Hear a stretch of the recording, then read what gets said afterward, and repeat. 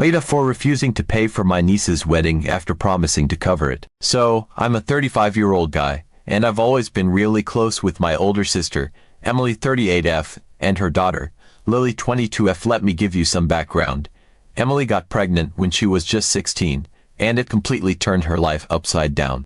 Being a single mom at such a young age, she faced a ton of struggles financially, emotionally, and just trying to navigate the world as a teenager who was also a mother.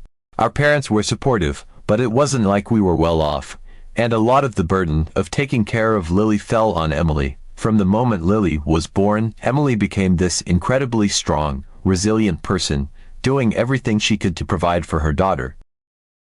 And I, being her younger brother, wanted to help however I could. I was 13 when Lily was born, and I remember feeling a deep sense of responsibility toward her.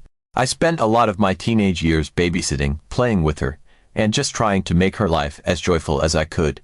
As I got older, I started helping out more financially because Emily worked two jobs most of the time and still struggled to make ends meet. When I started making decent money in my 20s, I wanted to make sure Emily and Lily didn't feel alone.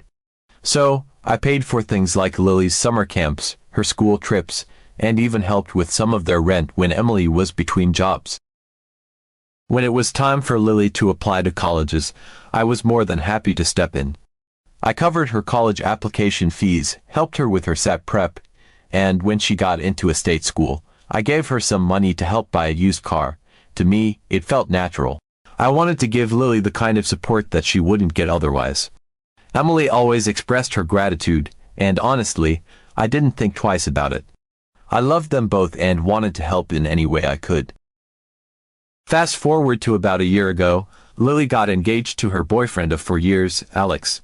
They met during her sophomore year of college, and I thought they made a great couple. Alex is a good guy, kind, hardworking, and I could tell he really cared for Lily. When they announced the engagement at a family dinner, it was this incredibly happy moment. Everyone was cheering, toasting, and Emily was crying tears of joy. I remember getting caught up in the emotion of it all and telling Lily and Alex, "Hey, whatever you need for the wedding, I'd love to help out." I meant it. I really wanted them to have a beautiful day to celebrate their love. Now, I'm gonna be honest, I had no idea that saying whatever you need would be interpreted in the way that it was. At the time, I imagined I'd be helping with the venue deposit or covering the photographer. I thought maybe I'd contribute $10,000, or even a little more if needed, and that'd be that. But I quickly learned that Lily and Emily heard something very different. A few weeks after the engagement dinner, I started hearing bits and pieces of their plans through family conversations. They were talking about a destination wedding, with over 200 guests, and a huge party. I remember thinking, wow, they're going all out. But I figured they had other financial sources, or that maybe Alex's family was contributing too. It wasn't until a few months later, when they began seriously planning and started sending me information about deposits, that I realized they were expecting me to pay for all of it. They'd booked a fancy resort in another state, hired a well-known and very expensive wedding planner, and started sending me lists of photographers and catering services, all with price tags that nearly made my eyes pop out of my head. I sat Emily and Lily down for a conversation. I told them, listen, I'm really happy to help, but I need to be clear on what that means. I can give you $15,000, but that's about all I can do. To me, that felt like a very generous offer. $15,000 is a lot of money, and I thought it would go a long way toward making their day special. Emily and Lily, however, were visibly upset when I told them this. Lily said something like, "But you promised to pay for the wedding, you said you'd help us make it happen." And Emily backed her up, adding, "You've always been there for us, and this is the least you could do."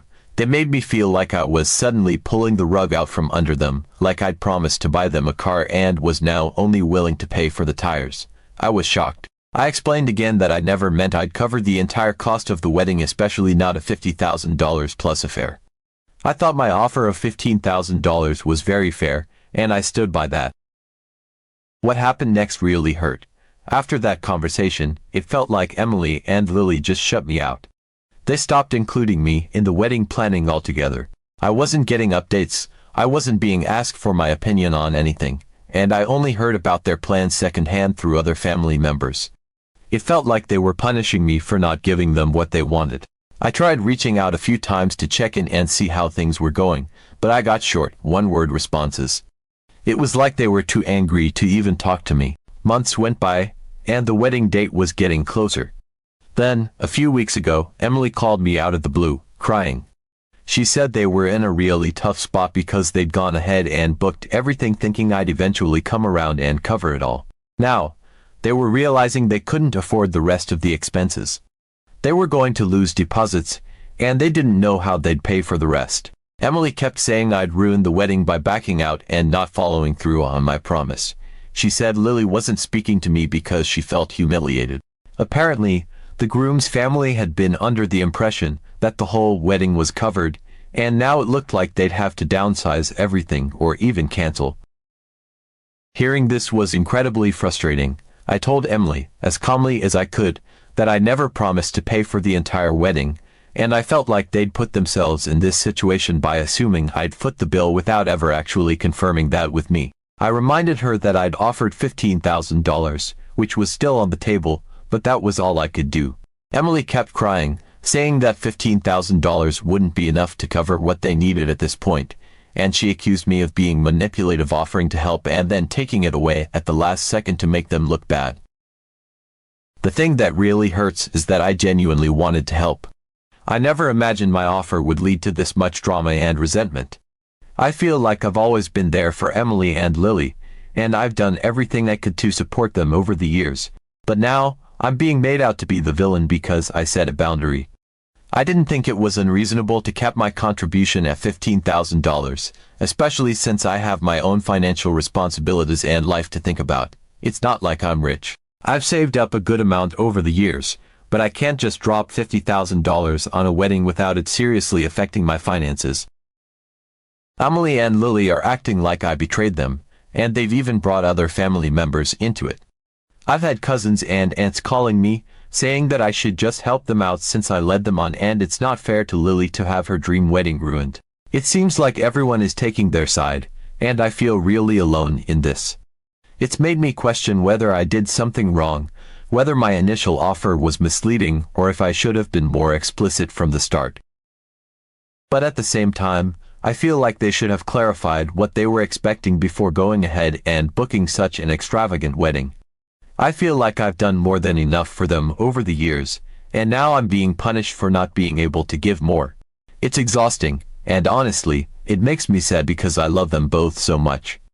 I've always thought of Lily almost like a daughter, and now she won't even speak to me because I won't pay for this huge wedding she wants. After a couple of restless nights and endless thoughts swirling in my head, I decided that enough was enough. I needed to sit down with Emily and have a real conversation about this. I couldn't stand the idea of my relationship with her and Lily disintegrating like this, especially over something I genuinely felt had been a huge misunderstanding. The tension had been eating away at me, and I wanted answers. I needed to know how things had spiraled so out of control. So, I called Emily and asked if we could meet. I suggested we talk face to face, without the distractions of texts or phone calls. I wanted to see my sister and hopefully clear the air. She agreed, though her tone was hesitant, almost guarded, which only added to the knot in my stomach. We decided to meet at her house that weekend, while Lily was out, because I figured it would be easier if it was just the two of us. The day came, and I drove over to Emily's place, my mind running in 1,000 different directions. I kept replaying all the conversations we'd had over the years, trying to figure out where things had gone wrong. I arrived at her house, parked my car, and sat there for a moment to gather myself. I took a deep breath, trying to calm my nerves. It felt like I was about to walk into a confrontation I wasn't fully prepared for, but I knew it was something that had to happen. Emily opened the door when I knocked, and she looked tired. Her eyes were red, and I could tell she'd been crying. She gave me a half-hearted smile, but it didn't reach her eyes. I stepped inside, and we made our way to the living room. It felt strange. There was a heavy silence between us, a far cry from the usual warmth and comfort I'd always felt in her presence. We sat down, and for a moment, neither of us said anything. I could feel my heart pounding, and I could tell that she was struggling to find the right words too. Finally, I broke the silence. Emily, I need to understand what's going on here. I feel like everything has just gotten so out of control. I love you and Lily, and I never meant for things to get to this point. But I really need to know, how did we get here? When I said I'd help, I never meant I'd cover everything, and I feel like that got lost somewhere. Emily sighed deeply, and she looked away for a moment, like she was trying to gather her thoughts. Then she turned back to me, her expression a mixture of frustration and sadness. You said you'd help us, and we took that to mean you'd pay for the wedding, she said quietly, her voice trembling a bit. You've always been there for us, and you've always supported Lily, no matter what. You paid for her camps, her car, her college stuff. So when you said you'd help with the wedding, we thought you'd be doing the same thing. We thought you'd take care of it. I frowned, trying to keep my voice as gentle as possible. Emily, I understand that I've helped a lot over the years, but this is a wedding. It's a huge expense, and I never promised to pay for everything. I said I'd help, but there's a big difference between helping and covering the entire cost. I offered $15,000, which I thought was a lot of money.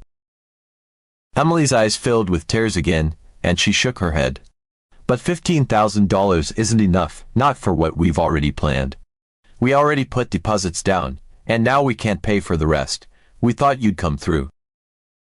I took a deep breath, trying to stay calm.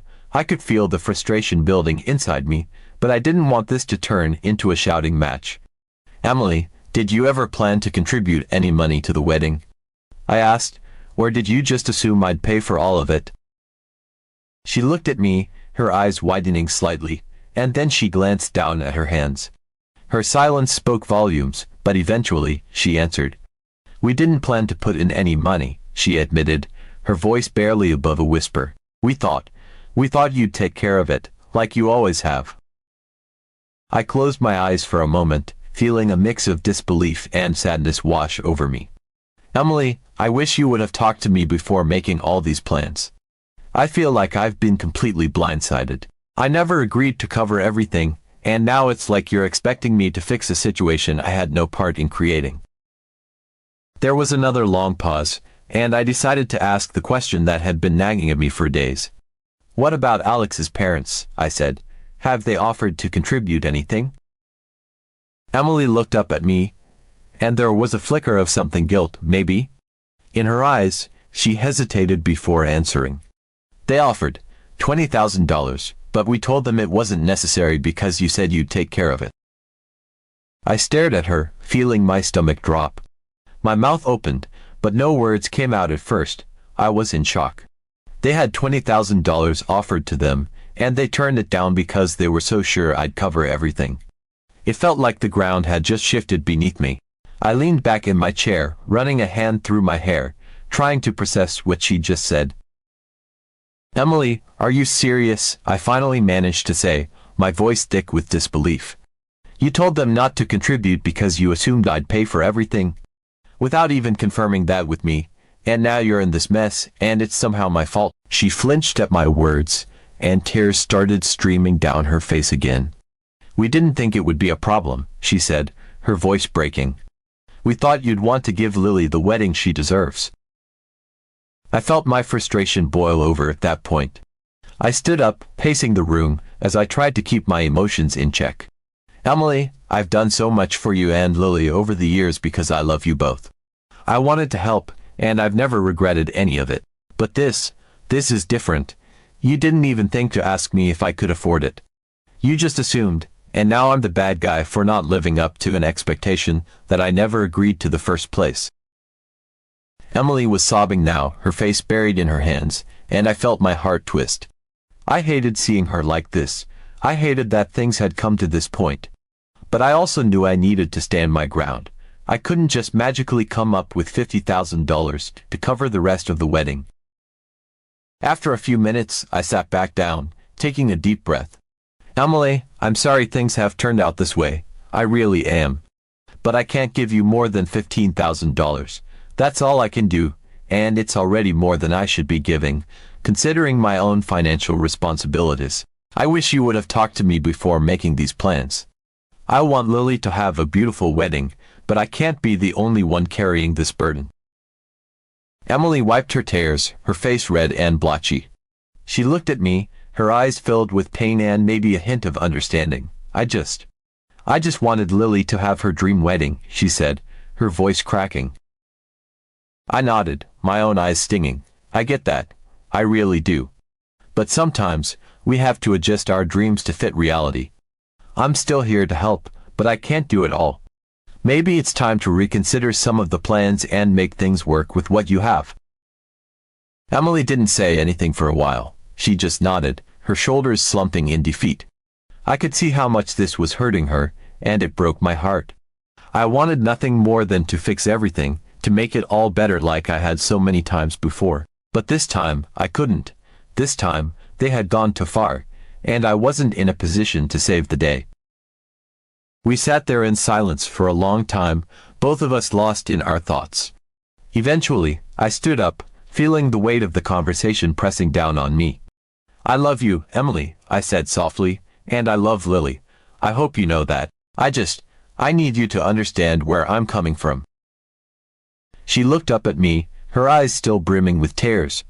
I know, she whispered. I wish things were different. I nodded, my throat too tight to say anything else. I turned and left the house, my heart heavy. As I got into my car and drove away, I couldn't shake the feeling of sadness that had settled over me. I hated that things had come to this point. I hated that my relationship with my sister and my niece was now strained because of money and misunderstandings. After I left Emily's house that day, I spent the next few days with a constant knot in my stomach. I felt like I was walking through a fog, unable to fully concentrate on anything. The weight of my family's disappointment sat heavily on my chest, and even though I knew I hadn't promised to cover the entire cost of the wedding, I couldn't shake the feeling that I'd somehow let them down. One evening, as I was sitting on my couch, absent-mindedly flipping through TV channels, my phone rang. I glanced at the screen and saw Lily's name. My heart sank. I hadn't heard from her directly in weeks, and the silence had been painful. Part of me wanted to ignore the call, afraid of what she might say, but I knew I couldn't do that. I took a deep breath and answered. Hey, Lily, I said, trying to sound as calm as possible. Hi, Uncle, she replied, her voice sounding strained. There was a pause, and then she continued.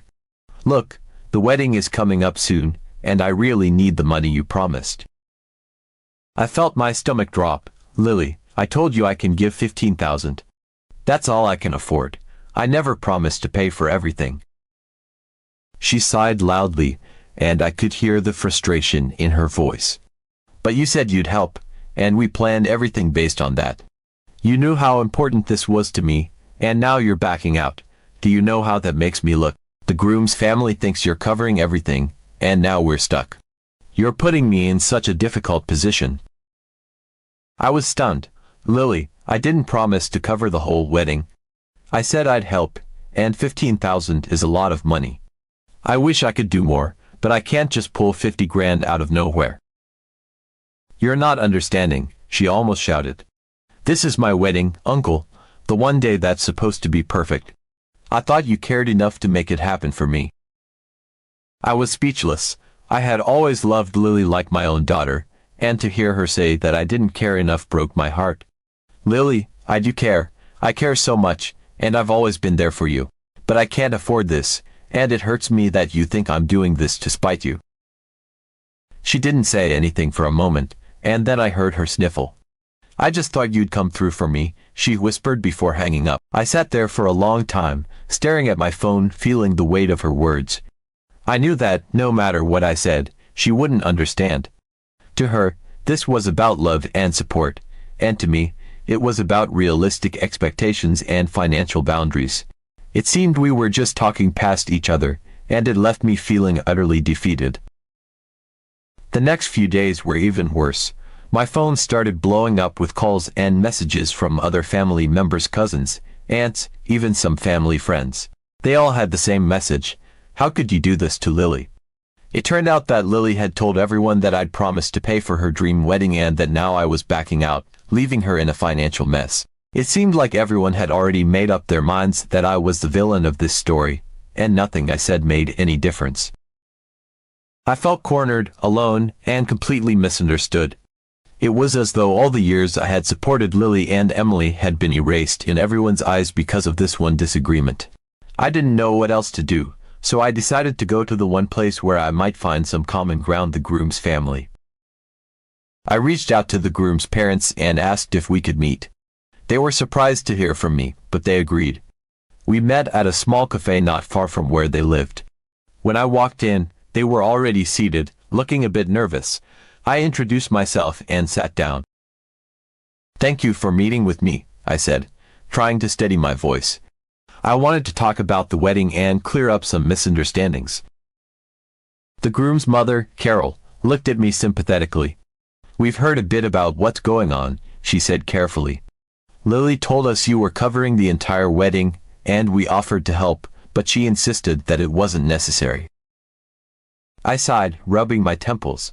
"That's exactly why I wanted to talk to you. I never promised to pay for everything. I said I'd help, and I offered $15,000, but it seems that got lost in translation. I just can't afford the kind of wedding they're planning." Carol exchanged a look with her husband, Tom, who nodded. "We were willing to contribute $20,000, Tom said, "but Lily and Emily were very clear that you were covering everything. Honestly, we thought it was odd, given the cost." I felt a mix of relief and embarrassment. I wish they'd taken you up on your offer. I just don't have $50,000 to give. There was a pause, and then Carol leaned forward. "Look, we want this to work out for everyone. We love our son, and we know he loves Lily. We're willing to put in $25,000 if that helps make this easier for you." I felt a wave of gratitude, though it was tinged with unease. I had come here hoping for some understanding, and now they were offering to help shoulder the financial burden. "Thank you," I said, my voice cracking slightly. "I really appreciate that. I just want Lily to be happy, but I also need to be realistic about what I can do." We discussed some details, and eventually, we agreed that we would each contribute $25,000. It wasn't ideal for me. I had been clear from the beginning that $15,000 was my limit, but I felt like I had no other option. I wanted to keep the peace, and I wanted Lily to have her day without this rift between us. A few days later, Lily called me again. This time, her tone was completely different. "Uncle, I just wanted to say thank you," she said softly. "I know it was hard for you, but it means the world to me that you're coming through for us. I really love you, and I'm so grateful you're making this happen." I closed my eyes, taking a deep breath. "Lily, I need you to understand something," I said gently. "I never promised to pay for the entire wedding. I said I'd help, and I meant it. But the way this all went down, it's been really hard for me. I've always wanted to support you, but I can't give more than I have." There was a pause, and then she replied, "But you did promise, Uncle. You always said you'd be there for me, and this is what I need now. I know it's a lot, but you're making my dream come true, and that's all that matters." I felt my heart sink. It was clear that, in her mind, my love and support were tied to the money I could provide. It hurt, but I didn't have the energy to argue anymore. "Okay, Lily," I said quietly. "I just hope you know how much I care about you, regardless of all this." She hesitated for a moment, then said, "I do, Uncle. I really do. And thank you for everything." I felt like I had lost something important in all of this: a sense of trust, a sense of mutual understanding. I had always wanted to be the supportive uncle, the one they could rely on, but now it felt like my worth was measured only by the money I could give. It was a heavy realization, and it left me feeling emptier than I ever thought possible. Am I AITA because I didn't pay for the entire wedding?